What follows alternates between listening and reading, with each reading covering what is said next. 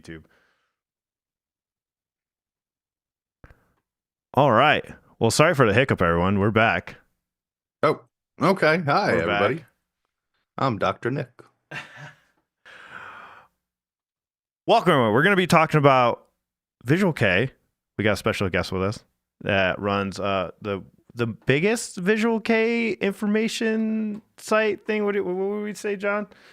Mecca Yeah, as far Hub. as I'm aware, the largest Visual K website in English, I In should say. English. All right, Yeah. awesome. You got to do the Japanese one now. Also, we're going to be talking about many other things that I can't remember because my brain's fried and I was trying to get the stream set up. What are we talking about today, champ? I don't even remember anymore. Hagane's new album came out. I did want to Oh, talk about yes, yes. that. We've got some crazy shit about some guitarist that I'd never heard of Hello, before until motherfucker. a controversy took place named something Tura, right? Yeah, That yeah. was faking playing guitar and stealing other people's Yeah. music and pretending it was his own. Yeah, we have a good show. We have a lot of things to talk about. Oh, and that festival where they have a bunch of all the Yeah, female the Japanese Neon bands getting Fest. together. Yeah, Fest. We'll talk Neon about Fest, I that. think it's all about the roses over there. So let's begin with Visual K. So John discovered us because we were talking about Miyavi, Yeah. explaining about Visual K, and you gave me an awesome email, kind of not correcting, but giving us more insight on what it was going about some of the comments that were made. Go ahead and tell everyone a little bit about yourself, John, and what you do, and how you got into Visual K, and why you're so passionate for this. Sure. So my name is John. I run a website called VKG, and that's spelled VKGY. And it is, you can think of it sort of like a Wikipedia for Visual K, but there's a lot more information than Wikipedia, and it allows information to be shared in a way that Wikipedia doesn't. So, Okay. in terms of things like using weird symbols and capitalization in Visual K band names, things like that, it's custom made for Visual K. And then as far as how I came into Visual K, literally just being, as a kid into anime and nerd stuff and talking to people online, and some girl that I was friends with said, "Hey, you need to listen to this album." And it was Duran Gray's Vulgar album, which at the time I pretty much only listened to pop. So like that was like my first like rock record, and I was like, "What is Wow. this?" You know what I mean? I can't Um, imagine Visual K being my breakthrough into rock. I know it was. I remember like this was like portable CD player era. Okay, I remember like taking it to bed with me, like getting under the blanket and like listening to like what is this, like devil music or whatever. But yeah, I just loved it. And then I love camp and horror, so the visual aspect really spoke to me. I've just been into it ever since. What's your top of the line Visual K that you just always go back to consistently? In terms of bands, there are a few. There's a band I like a lot called D. Durham Gray is one of those, sort of an evergreen band. Um, I like. I'm really into certain labels. There are two record labels in particular. One is called Matina. One is called Undercode Production. And those were just I just listened to all the bands on those labels, and so I still go back to those a lot. Okay, awesome. Yeah, I was like looking through the site. It's really badass. Like just to have this specific place for people. I know a lot of people that watch the channel that are into Visual K will really appreciate this if they haven't seen it before. I'll drop that link for you guys in the chat. By the way, we're live on Rumble, Twitch, and YouTube. This time I'll look at the Rumble chat. I'm sorry. I know somebody did a dono last week, so I greatly appreciate you doing that from there. But Yeah, thanks thank for you that, so guys. much. We didn't realize we had a Rumble account until you did that. Yeah, yeah. So thank you so much for doing that. I appreciate it. Well, apparently, Yeah, John, I just wanted to mention, like, I've had such a struggle over the last like 3 or 4 years just trying to find information that doesn't come in Japanese when it comes to Yeah, like finding anything on Japanese bands. Like just earlier this morning, when I was trying to go through like Hagane's information and like the band changes that they've had and stuff like that, almost every article, like 95% of the articles come back in Japanese, obviously as it should right, be, because that's where they're coming from, but there's so little resources for finding that stuff in English. So I really appreciate the right. fact that your site exists in general. Yeah, and I would love. I think it's beyond my scope, but I would love for there to be a similar one for just like sort of Japanese rock in general. Because yeah, I mean, yeah, you can go to like Wikipedia and like sometimes you can find an article and it's like half filled out. So I get the struggle. It's tough. Yeah, Yeah, yeah. yeah. Yeah, We we were had trying to do this with the Gaijin guys a little bit. We had our website over there and we were trying to put together like articles with news and stuff on it. But even that, it was hard for us to find all of the information in the first place because not everything is translated. Yeah. So it's just like that's one of those barriers that I think we're still trying to like create to form the bond between the West and the East when it comes to like sharing music and stuff like that. So there's a Yeah. really good step in my opinion. And that's Yeah. what one of the reasons why I wanted to talk to you, because also we plan on doing that in the future again. Getting this just a hub. Doing this show that just brings, in general, just music from all over the world to everyone that hasn't heard about maybe some of the Indian bands or heard about some of the Filipino groups or heard about some of the Japanese artists. Just bridging that gap even more so. And I think that's not being done as much, So I thought we were like, we got to do the show again and bring it back. Gaijin Guys is more focused on Japanese specifically, but we're doing more of all of it, trying to shed light on other bands that are not being discovered. So when did you start this website? Sort of a wishy-washy answer. I guess it's been up in its current form for, I don't know, 5 or 6 years. But before that, it was a website sort of dedicated to those record labels that I mentioned. Mhm. So the bones have been there for a long time, and then eventually I said like, okay, I just want to expand this to like all of Visual K, and let's see what happens. Um, and it's been sort of like a labor of love. It's all like custom code. We have a bunch of people who help input the information, so it's like a pretty robust project at this point, I guess. So going back to your email that you sent, like you said, is Visual K a genre? We were asking about it, and you put Visual K can theoretically sound like anything, but in practice it doesn't. There is a Visual K sound. For me, it was always in the vocals. Constantly the vocals was how I could tell if it was Visual K, and it was very always a nasally in the mask kind of vocal singing style. For you, what is something common you hear with all Visual K songs, other than them dressing up? Which is not the case, right? For all of them. Some of them just don't do it as much. So that's why I always associate it with the vocals. Yeah. Once I hear the vocals, I'm like, oh, that's Visual K. Yeah, it's to be honest, this is something like what I really want to do is like get someone who actually knows music and like sit them down and force feed them 400 Visual K songs and get them to tell me what it is. Because I'm not like, I'm not a musician. I don't know the terms. There is something about the vocals. They do tend to be like sort of forward and like nasal, or they do this like The this sort of vibrato. fake. Yeah, there's that. And there's this like almost like it feels fake, like deep voice. Like if you listen to like early Duran Gray, you'll hear him like really pushing this deep voice that doesn't sound Yeah, like natural. a monstrous gurgle. Something, yeah. So there's that. There are like certain sort of screams that they do a lot. I think a lot of sort of the guitarists are inspired by Sugizo from Luna Sea. So you'll hear like in a lot of sort of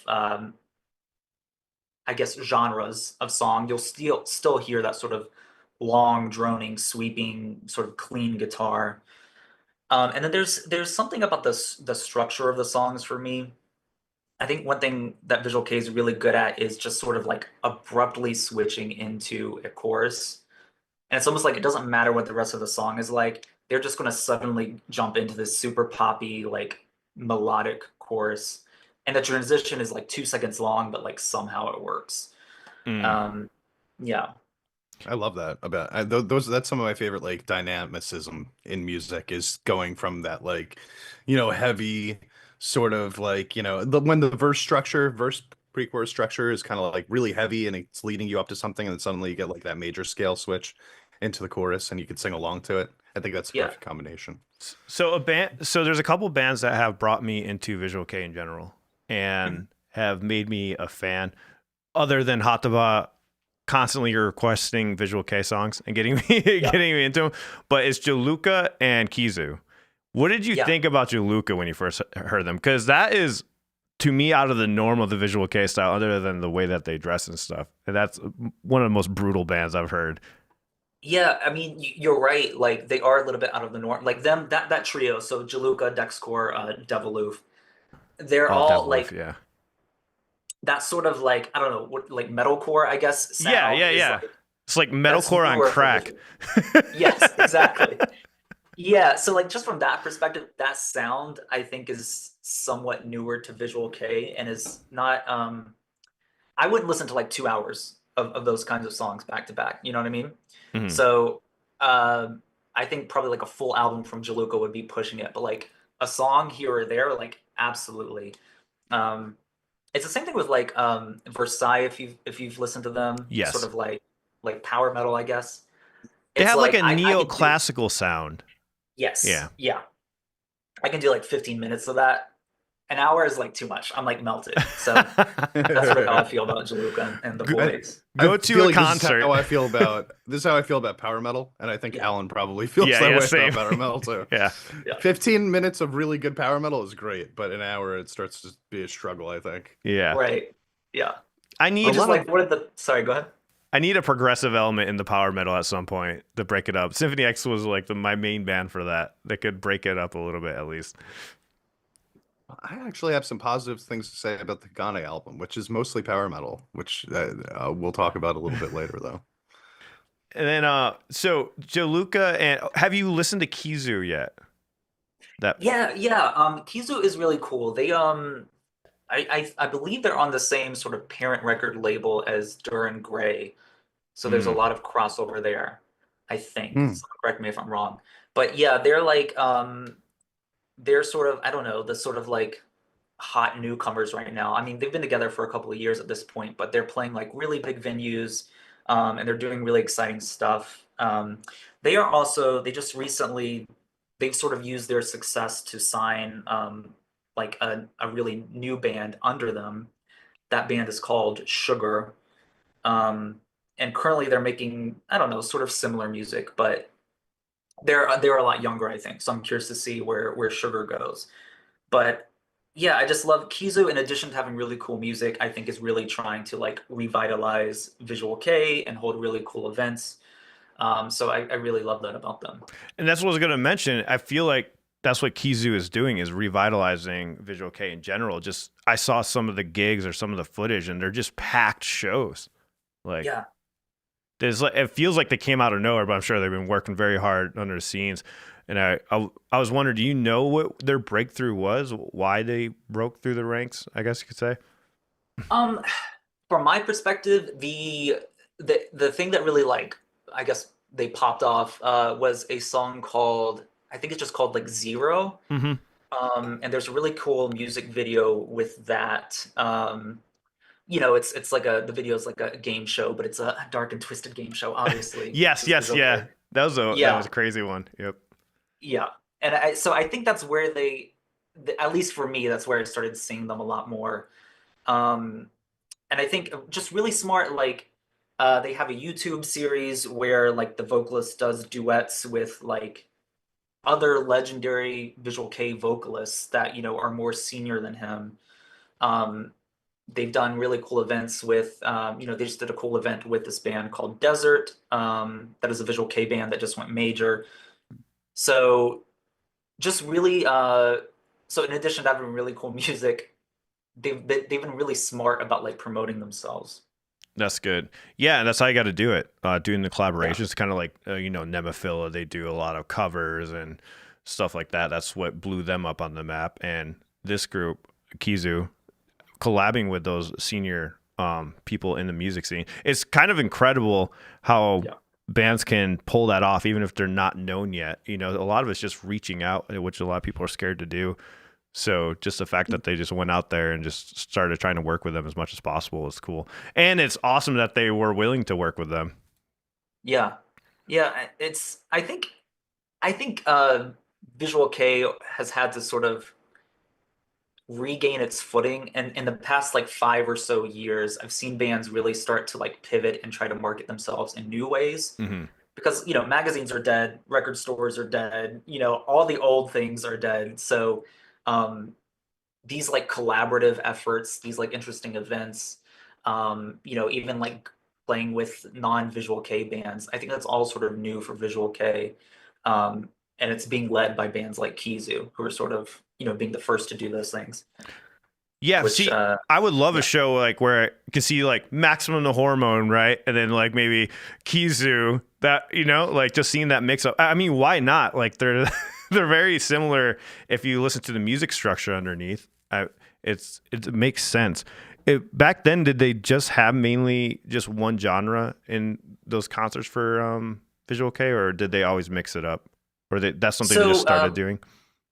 Visual K has always been like pretty like insular in a way. It was like, your CDs were sold at the Visual K shops, you appeared in the Visual K magazines. Every single Mm. concert you did was with other Visual K bands. It was very strange for a Visual K band to perform with a non-visual band. Ah, okay. Unless, It sounds kind of like K-pop, or like where it's like it's very separated from the rest of like the Korean pop. It's just K-pop groups play with other K-pop groups. They go on other game shows with other K-pop groups, and they yeah, never really combine with people outside of the industry, even if it's from the same country. Like the yeah. individual artists that don't fit into that umbrella, it feels very separated. Yeah, yeah, that's totally right. And obviously once you reach a certain like level of popularity, that's not true anymore. The really big guys would sort of do their own thing, but yeah, everyone's sort of medium and small size. That's exactly what it was. Mm. And I think COVID screwed so many things up that now we're seeing bands finally willing to sort of cross-populate and to even be on streaming services. Like that's a new thing for Visual K, relatively Wow. speaking. So to But be on, so they were against being on streaming services, or I think sort of Japanese attitudes, like Japanese companies, were sort of late to streaming in general. yeah, And I think for Visual K, since a lot of the experience was, getting this physical CD in your hand and seeing the artwork that accompanies it and seeing, it's sort of like a total package for like yeah, and they're about the their visuals, right? They're about that artwork exactly. and everything. Yeah. So so I mean, luckily you can find stuff on streaming now, but even like 5 years ago, that wasn't really a given as much as it is today. I'm surprised that. Did you guys hear about the artwork that they were working on, like the digital artwork where you would go to Spotify and it would be an interactive artwork or it'd be like moving and rotating. They're working on stuff like that. I don't know if that ever came to fruition. I know a couple of groups did that. That'd be something Visual K I could imagine doing a lot of, to get that artwork aspect back in play.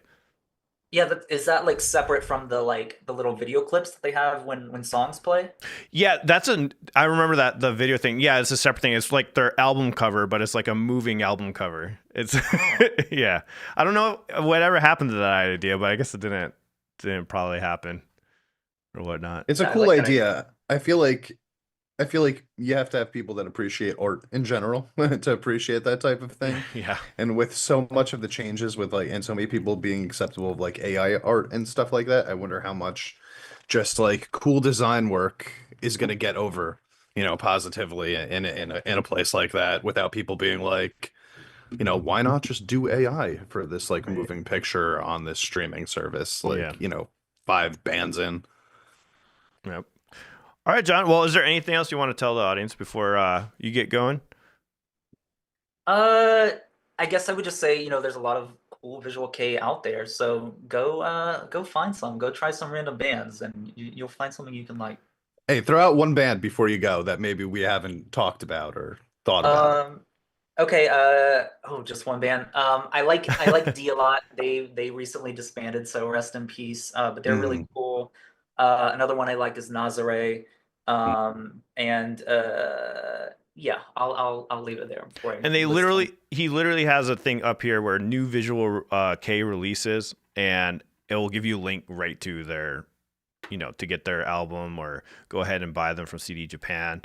That's really cool. So you can preview it and listen to it right here, right under on his site. And I'll post that in the chat again for you all. Perfect. Thank you. All All right. right, thanks, John. Thank you, Yep. John. I appreciate you Thanks. coming on. Yeah. Have a good one. Bye. All right. So that was our talk with John about the visual K genre. I guess you could call it a genre. Yeah. It's still kind of up in the air for where we're gonna slot that thing. But I think that it's really interesting, just the idea of its existence right now. The one thing I was gonna ask him, but I didn't want to go. I could go like 45 minutes on this topic, but the whole like cultural impact of like gimmickry and how people look at it like in a negative light, Mhm.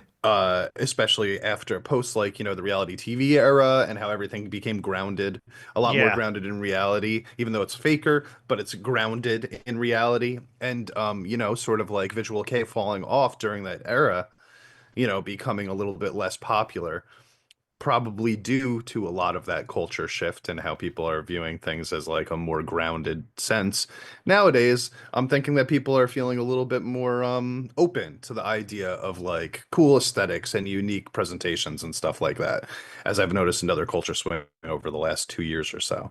So No, for I'm sure. thinking that this might be actually become like a really, a positive step towards Visual K becoming something a little bit more prominent again. And then the fact that they're just getting so that Kizu band is getting so much bigger, and that's a band I need to show you some stuff from.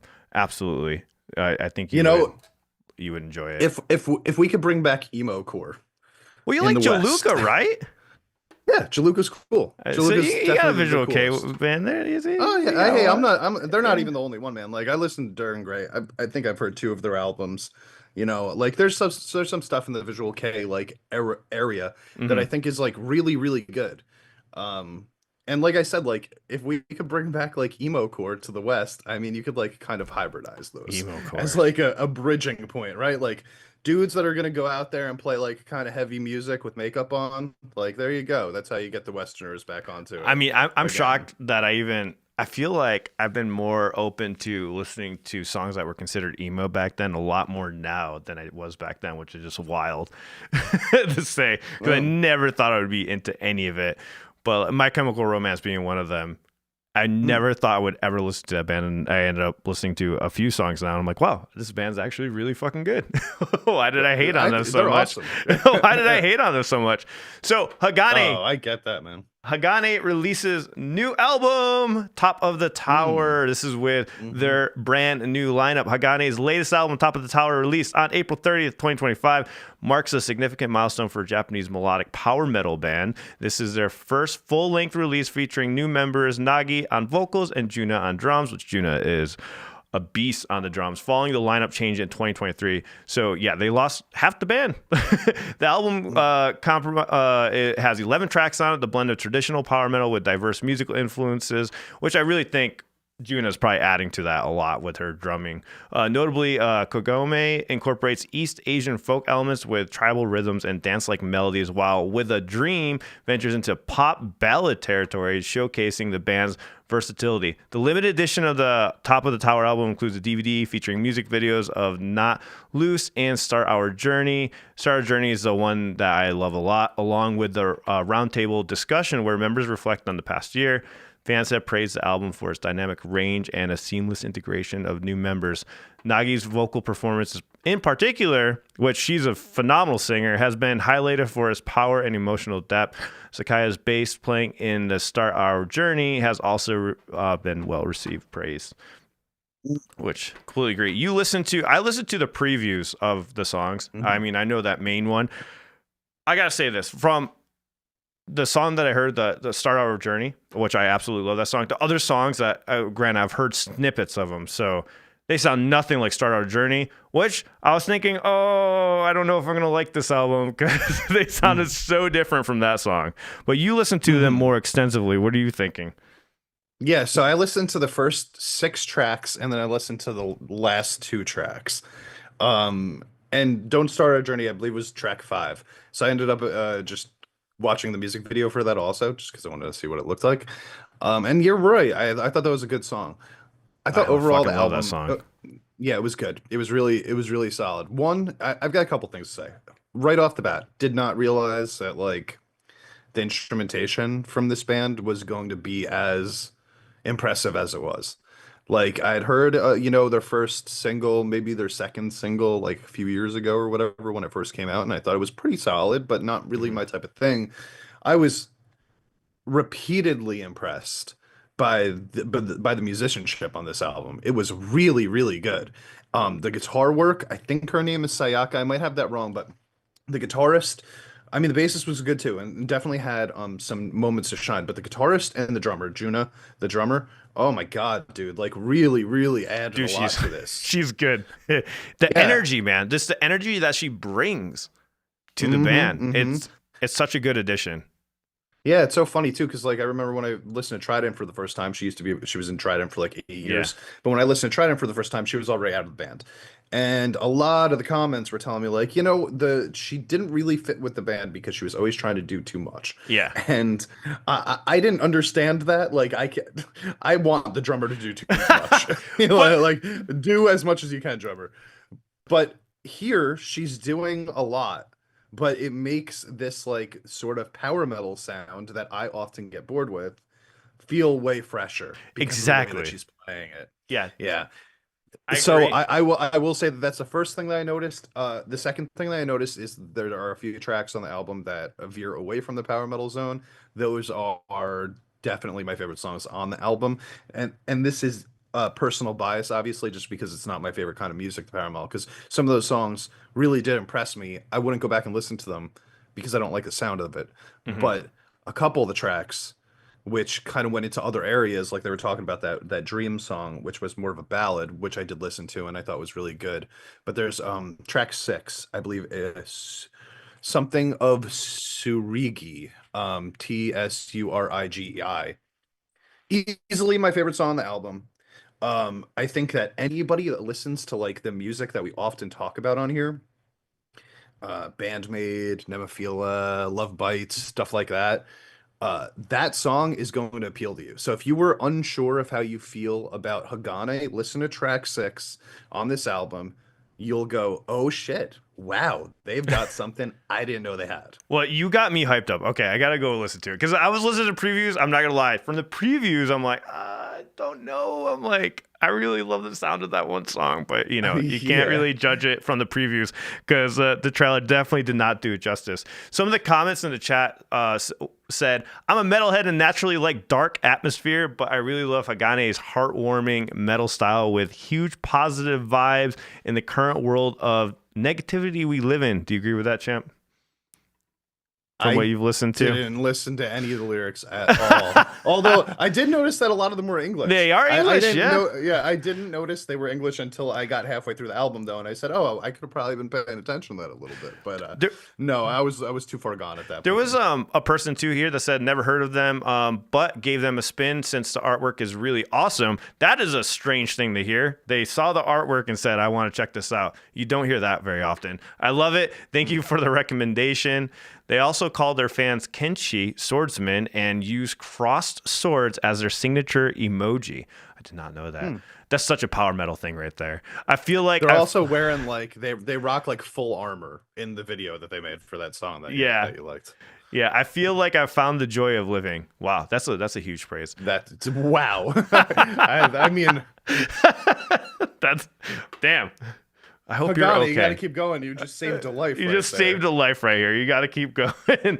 I feel sorry for my predecessor, but with the new vocalist, I feel like the balance with Sakura-san's songs has improved and it's easier to listen to. I guess it's because the tone is one step higher. And I just want to add to this because the last singer was really good.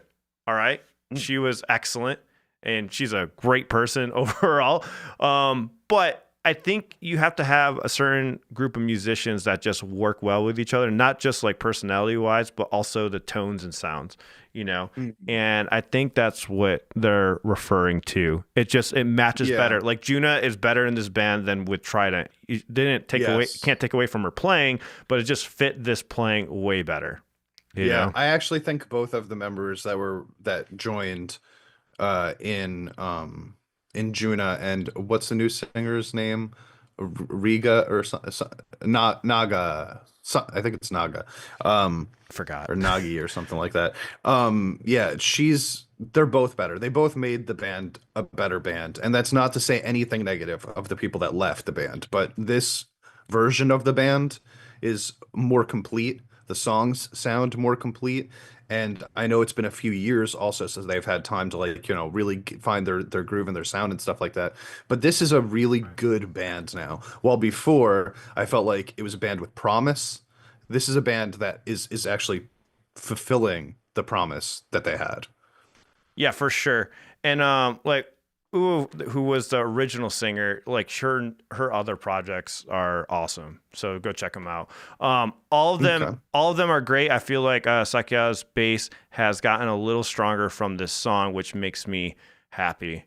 So Mm. anyways, Yeah, there's a check couple it bass out. solos on the album also, like just straight up bass solos. There's the song that I was talking about, the Sarigi one, that one's got, I believe, a bass solo and a drum solo in it. And you really get to see, like, that's not just because of the sound of the song. I'll be honest, like, let's not cover it up. Kind of sounds like Bandmate song. And maybe that's one of the reasons I like it so much. But they have a bass solo and a drum solo in that song. And if you want to know how good they actually are at playing their instruments, listen to that track. Yeah, Davis was mentioning here on YouTube. Yeah, they are sisters. So the bassist and guitarist are sisters. Okay, cool, cool, cool, cool. Okay, Sakura and Sakura. Sayaka. Yeah, yeah. Sakura is insane. She's a really, really good musician. I did not realize that she could play guitar the way that she's playing guitar until this album. So she was definitely holding back before. What kind of siblings do you think they are? Do you think they're very complementary to each other? Or do they fight a lot in band practice? No, I feel like in order to be that good at your instruments, if you have a sibling that's that, you have to have like that competitive spirit against the other one and want to be better than them, right? Like support will only get you so far. You need to be told that you suck. You need to be told that I'm better than you, and then that'll make you work harder. There you go. But I will drop this link for you all if you guys want to preview the album. If you don't want to, you want to test it out first. If I can get this link to work, and I'll share that with you guys so you guys can check it out. I'm excited to check it out. Champ convinced me. I will go check out the rest of it. But here's the At the link. very least, just listen to track 6 because I think that'll get you to want to listen to the rest of the album. Just start on track 6. I Just mean, start on track 6. that You one started song on was track really 5 good. already. Go from 5 to 6. You listen to 5. 5 is Go to great. 6 and then circle around. So we have. How do you say that? I'm gonna mess this up. The Now No Yaon 2025. Am I saying that right?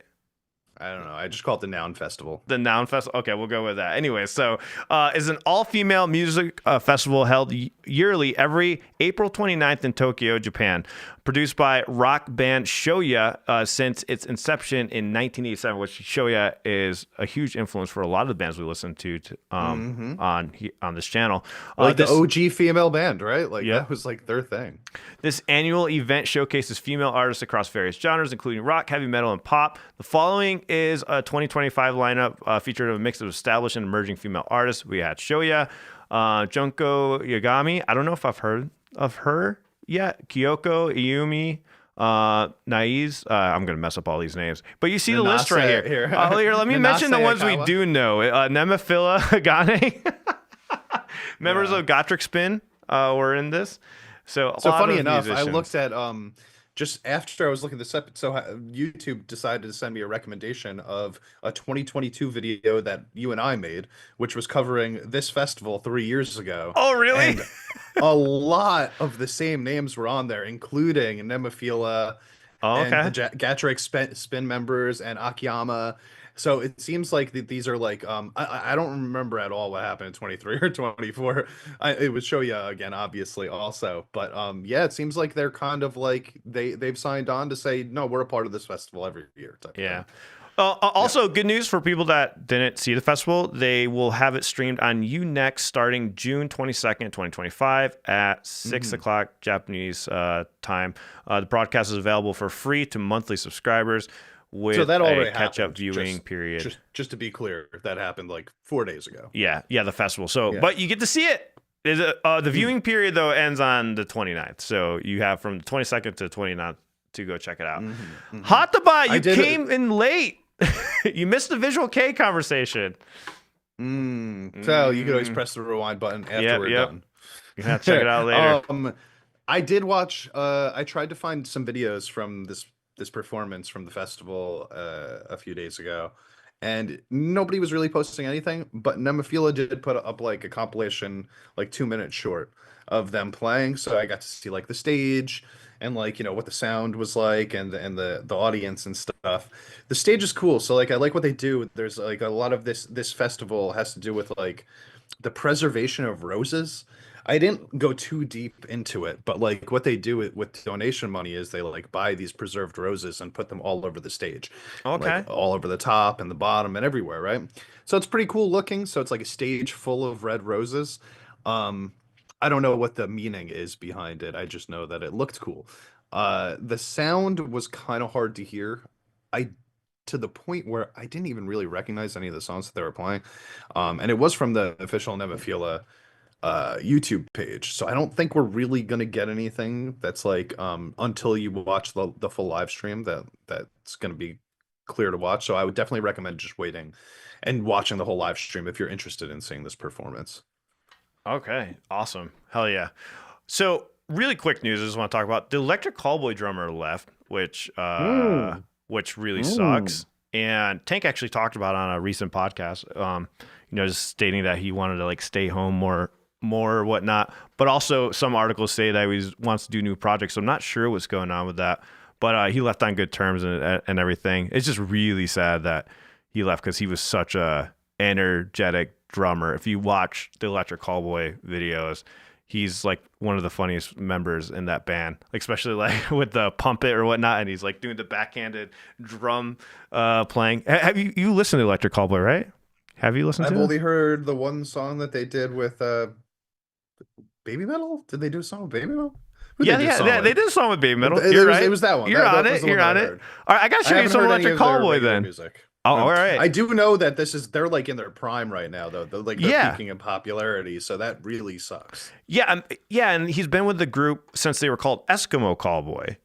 That's how long he's been with this group. He's been with I them didn't for a know good they used minute. to have it. I guess they changed that due to the slur of it all. Yes, yes. Change it to the controversy. That was a huge thing. Everyone was up in arms about that. But it's just very sad because he's a very energetic drummer, and he definitely has a good style to his playing, a good feel, and that's going to be hard to replicate. I know they had the Sum 41 drummer fill in for a gig for them in Australia, I believe, and he actually pulled it off really well, is what I've heard. Dude, he's awesome. It's so funny how like you would never think Sum 41, like we're gonna use the drummer from that to play this like hectic progressive style music, right? And he can sit in there and he can do it because that guy's actually awesome and a super underrated drummer.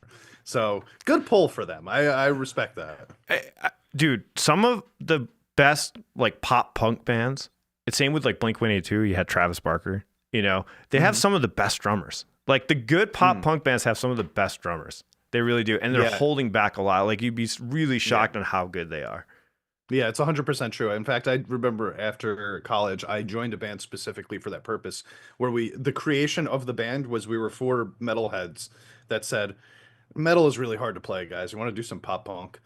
And it was just so we could like chill out and play live music without constantly thinking and struggling, And it was so much easier. I could see why people would do that. Champ, why struggle? You can be like Giacomo Turra, who is accused of plagiarism.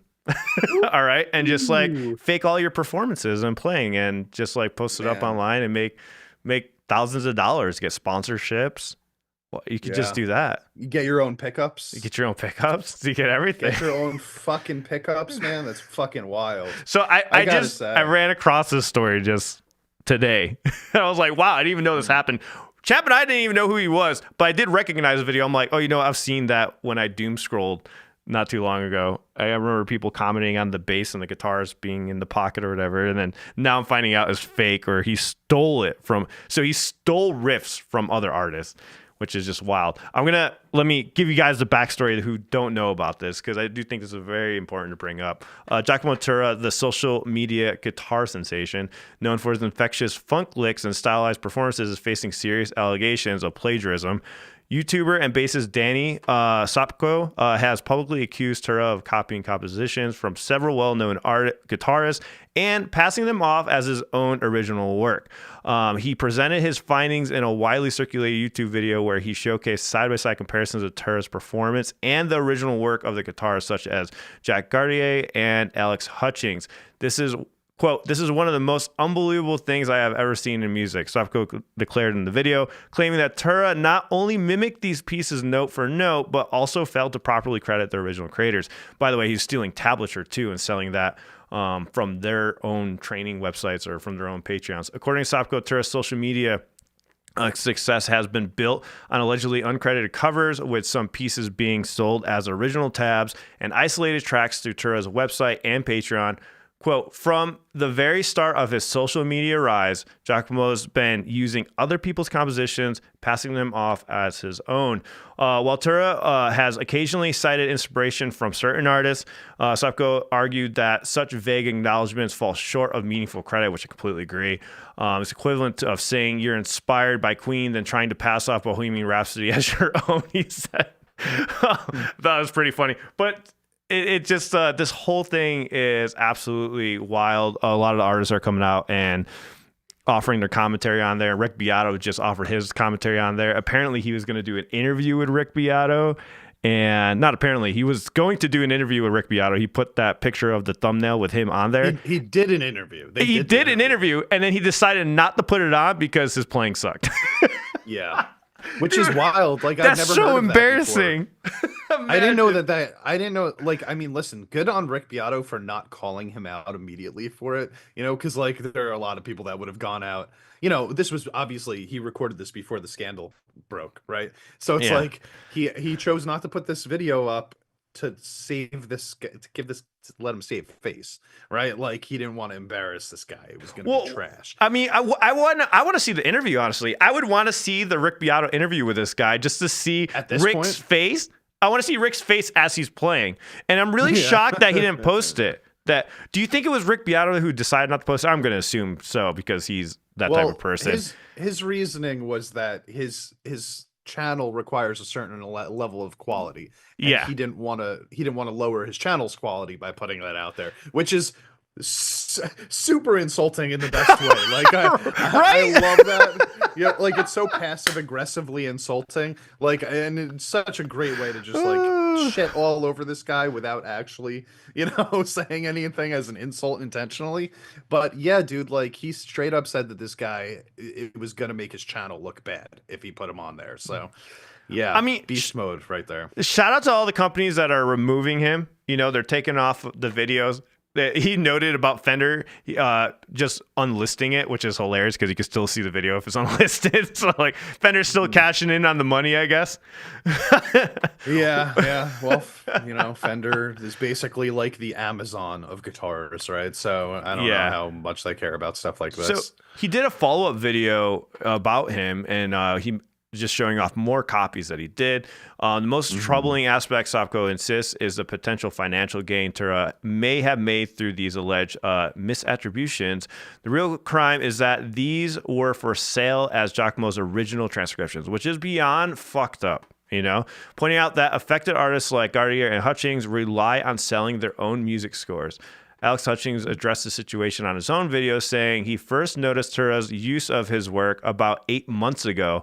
"I just happened to come across it," Hutchings said. "At first I thought he was just inspired me, but then I looked closer. It felt like it had the nuances of what I do." Hutchings confirmed that Tura did tag him, but the credit was buried deep in the video description. Quote, "Everyone just assumed it was you playing," unquote, Hutchinson said, describing it as a kick in the teeth. Quote, "I don't really wish any harm on the guy," Hutchinson has added. "Hopefully he can learn and grow as a man." That's a really high road to take. There was another person that also mentioned that they stopped playing and didn't put out any videos. They had like a very low subscriber count and very low amount of views.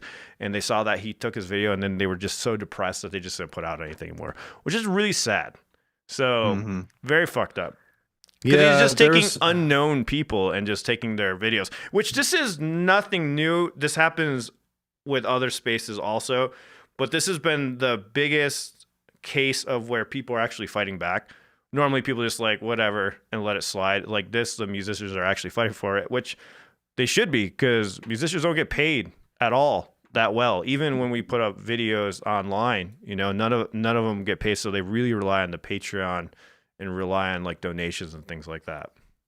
to keep Yeah, afloat. the idea of writing something and then, finding your small fan base, right? And selling the tabs for that or whatever.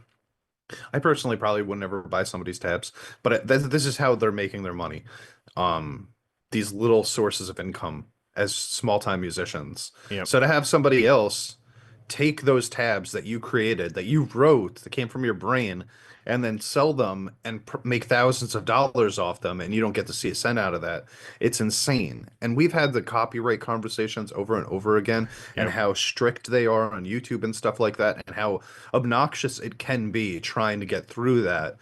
But this is a situation where this stuff should be monitored even more heavily. He shouldn't Yeah. be able to take people's stuff off of a channel that they have and sell it for his own gain. Now, I Yeah. do want to say I went back in time and watched a little bit of his. So I watched the first Sapco video where he puts everything side by side. So all of the original writings and performances of these tracks, and then Tura playing them. Yeah. And I mean identical. Like we're talking Identical. about like 15 to 20 seconds straight of solos that have no changes whatsoever. Yep. And then on top of that, he's not recording it live. That's another conversation that we could get into if we really want to. We've talked about this type of stuff before. That's not the main feature here. The main feature here is obviously that he was stealing. Hmm. But there is an aspect of this where he's telling people that he's this great guitarist and he's making money off of it. And then he goes on Rick Beato and he can't play the guitar. And That's you find wild. out that all of his videos were pre-recorded. So you don't know if he ever played. That could have been anybody recording behind the scenes Well, for him, for all we know. how bad was he, when he played for Rick Beato? That's what and to have the balls, or he must have tricked his mind into thinking he was good, to actually go on that show, because I would be embarrassed as fuck, but obviously I take pride in playing and learning, right? Just the fact that he went on Rick Beato, like that's wow. Take some balls just to go on Rick Beato and just like flub that. I Just agree. That's fuck up wild that to me. experience. Like, if you know that you're not good enough to be doing this, why would you go to like a huge YouTuber that I actually would, studies this kind of thing and let him see it? yeah, I would never do that. Maybe he doesn't know who Rick Beato was. Maybe he just saw 4 million plus subscribers. Like, this is a great opportunity. But anyone that knows Rick Beato, he's gonna tear you apart if you're not doing anything musically correct. Maybe he Or thought Rick Beato did the same thing that he was doing, where they do like pre-recorded, sessions, and then they layer it on top later. And he yeah. was expecting to not be sort of like, exposed alive like he was. And then he released an apology video, right? Which you watched all of us. So I want to get your take on I it. Just did. a quick summary on this. So Tura admitted that his crediting may not have been clear enough. That's an understatement. Quote, there must have been something wrong in the crediting these artists, he said, unquote. Quote, I really want to apologize to the guitar community for this behavior. So I was like, those quotes themselves are just ridiculous. But you watched the video. I'm curious your thought on that. I did. Because he didn't even apologize for stealing tablature. He didn't really apologize at all. It was a non-apology apology. It was one of those fucking YouTube apologies that you saw in 2013 when somebody would be like, "Well, I'm sorry if you were offended that I, molested this person or some shit." Like it's just it wasn't really what he said was that he might have, and it was very much like a might have, may have, I might have made the mistake of burying the credits too low. The problem was, You know why he did that, right? In case he gets sued, he's like, yeah. Well, he did it intentionally because if you go further into it, he talks about like his responses, the comments that he would, his responses to comments that people would post. And they would say, like, great arrangement. You did a really good job putting this arrangement together. And he would be like, thank you. I appreciate it. Without saying, like, well, it's not my arrangement. So he was obviously like trying his very best to make it seem like he wrote these pieces, regardless of if there was like a little mention of the credit buried in his 1,000-word description somewhere. So I did go back and I looked for it, and he's definitely moved some of them. at least like in the descriptions to be like the credit is higher now. Yeah, Like yeah. you could see it up at the top now. I was gonna say, But oh, go ahead. no, I just think that like it's clear, like no matter how much he wants to like justify it on a technical sense, yes, I did credit them. It was clear that he was doing his best to manipulate the situation to try to make it seem like he was the one creating this stuff. I feel like if you got famous on Instagram, right? Just like I think Hmm. Danny mentioned, yeah, Danny mentions this in his video. He got famous on Instagram. Why is his apology video not on Instagram? And right now, I can't even find his YouTube apology video. I'm looking for it. Oh I'm sure no, it's I somewhere. found it was a re-upload on a different channel Oh, that so he somebody took else it posted it. down. He took. I wasn't, yeah, it's not on there. I was like, I don't even see this apology video. So shout out to whoever reposted that. Yeah, listen, Oh, I so found here's it. here's what it comes down to. I don't know if I don't know how much any of this matters. And that's the most depressing part about any of this. Yeah, Mm. that's there he is right there, Mr. Tura himself. Um, I just don't know how much any of this matters because as Beato says at the end of his video on this topic, there are a lot of people that are willing to just accept things as they are presented to them, as opposed to finding the truth or the justice behind any of it. And I think that people on the part where he's not playing any of his music, I don't think anybody gives a shit. I think people are fucking used to that.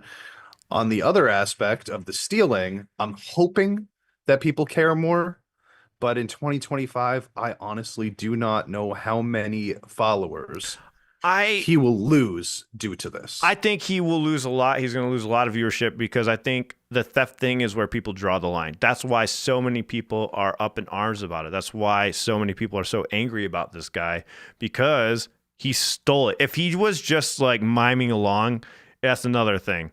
But since he stole from other musicians and then tried to sell their own tablature, their own works, I think that's why everyone is coming out and saying something about it. And it's a way bigger deal than just miming along. So I understand what you're saying. People don't care about that part, but I think the theft part is where people are drawing the line right now because there's a lot of people going off about it online. And I think we lost Champ. No, I'm here. I'm Okay. here. I'm listening. Oh, okay. What were you going to say? Nothing. No, I just that I hope that people will care. I just hope. I just want to see somebody pay the consequences of doing something dirty like this. You know? I wonder. I think he could. I think if they get lawyers to sue him, they could. And that is exactly why that apology video is down because he's admitting that he did something and that could be used against him. So Yeah. go Yeah. go save this video if you haven't already. His apology video. I think he's hopefully he saved up money because I don't think he's getting any deals anymore because everyone took him off. Well, You know, he lost all of his sponsorships, it looks like. I mean, if that's the case, then like, deserved as long as what everybody's like, I don't want to sit here and say that we know this guy or any of the people that are like, that made the claims against him or anything like that. And I don't want to sit here and be like, I hope this guy's life gets ruined. But at the same time, like we do need to make sure that people don't Fuck that. steal Fuck copyright that. from No, others. You stole. Your fucking life there should be consequences. I'm not saying it should be totally ruined, but you fucking need to pay for it. I fuck that. Drag him through the mud. I don't know. Yeah. I just, No, yeah. a lot of people are Well, like, oh, I don't want anything bad. I'm like, no, fuck that. Bankrupt this guy. Take his money. Like, I'm not saying like Well, physically harm or anything. Go take him to court, make him waste all of that money here, or take it yeah, away and give it to the other artists. I hope he pays for it. I suppose my only hesitancy with that is just that, like, I don't know how much of the issue was actually like, okay, so let's just say, that he was crediting these artists, but he was hiding the credits inside his description. There's a line there, right? Where, like, at some point, the credit is high enough that you say, okay, we accept that. At another point, it's so hidden that you say that that was a dirty move. And there is a line. And because we didn't see where that was originally, I am a little hesitant to say, like, how much he was manipulating the system Exactly. You know what I mean? And that's the only reason I'm saying I don't necessarily want to ruin this guy's life. Nah, 'Cause ruin it. Go for it. Fucking ruin But the his selling life. of the tabs, Take him down. Get rid of him out of here. yeah, the selling of the tabs is like really the biggest part, where it's like, if he was actually doing that, if he really legitimately was selling other people's writing as his own, like in tablature form, that is such a dirty move that, like, yeah, at that point, sorry dude, but like, you deserve to go bankrupt. Yeah. Fucking take all of his money. Take it all. You don't get any of it. Give it to us. We'll take a fucking pickup ourselves. Yeah. Can we get a pickup sponsorship, please? We all we do is, like, we just play other people's music on the channel and stuff. We're not actually trying to play it or anything because we can't. So yeah, exactly. Right. I can't do it. All right, top 10. We got new entries this week. Soka Ninaro with a cover. The Oral Cigarettes. They did an Oral Cigarettes cover. And then we got Like an Angel, which we just talked about last week. Angel Beside You. And Love Bites When Destinies Align live at Tokyo. When are they coming out with new music? I want to hear what happens. I want to hear the development story of Fami. I want to see what she does next in the next album. Yeah, When really Destinies Align too. It's funny seeing that here because that's been around for years and years. Yep. And then milestones this week. Otto, of course, with her 2 songs last week that were on the top 10. 3 million views, 2 million views in a week in classic Otto style. Then East of Eden, staying strong in the top 10 she's at 10. She was number 9 last week.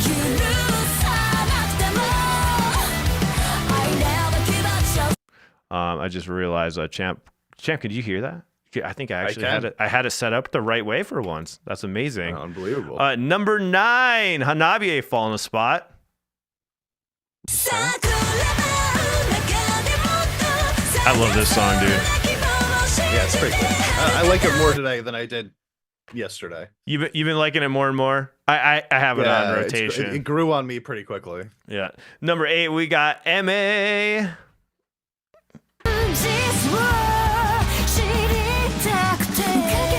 Oh yeah, I can't play MA. Why do I even try? Why do I even try to play this? I'm gonna have to remove it from the video later. For those that don't know, Sony's always blocking. And then number 7, this is new on the list. We got Yorushika coming in at 7 for No Encore for The Underdog.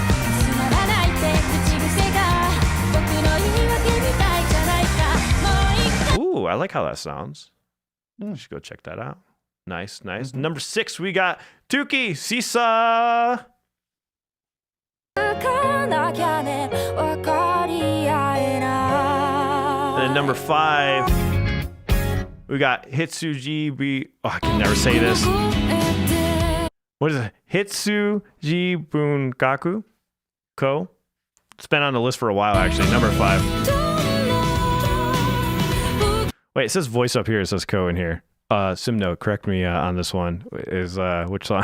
was that the right song? I hope it was. Maybe Ko is voiced in Japanese. Oh, okay. True. Bandmade staying right at number 4. Do you think they'll move up from here? Ko equals voice in Japanese. You were right, champ. There you go. Bandmade 4, ready to rock.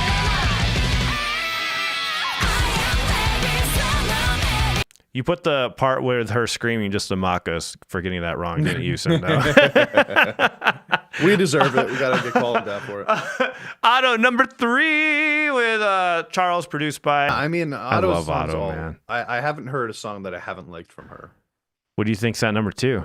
Do you think Otto went to number 1, or do you think Baby Metal stayed at number 1? Baby Metal's gonna sit pretty there. You stay at number 1. I think Otto took over. I think Baby Metal's number 2. I don't know though. Let's find out. Here, we're gonna flip it. Make bets in the chat. What do you guys think? Who's number 2, Otto or Baby Metal? Baby Otto. I really think this is gonna be Baby Metal in number 2. Oh, it wasn't. It's Otto. Wow. Mm-hmm. Okay. All right. I gotta have faith in Baby Metal a little bit more. I need to check these out on the stream today. And then number 1, we already know, Baby Metal featuring Poppy.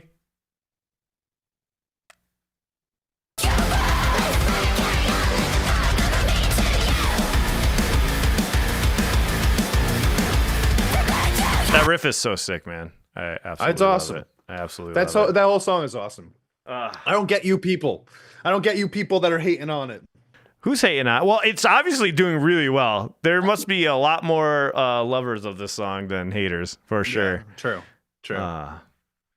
Cynical says, do you know what time you're streaming? I'm going to be streaming. I just take like a nice little 30-minute break and I'll come back probably around 11-ish or sooner. Probably actually sooner. I'm just going to eat. I just got to eat something real quick and I'll be right back.